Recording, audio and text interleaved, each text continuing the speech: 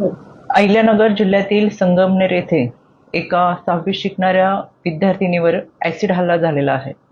यामध्ये ही विद्यार्थिनी सकाळी शाळेतून घरी जात असताना पत्ता विचारण्याच्या बहाण्याने तिला अडवून तिच्यावर ॲसिड हल्ला केलेला आहे.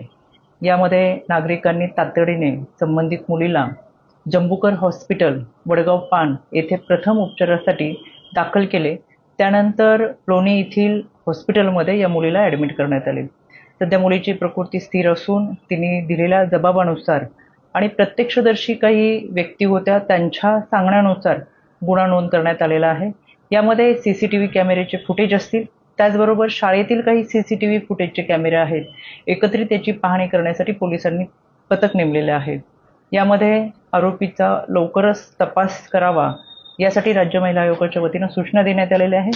यामध्ये तपास अधिकारी प्रवीणजी साळुंके हे व त्यांची संपूर्ण टीम आरोपीच्या शोधासाठी रवाना झालेले आहेत.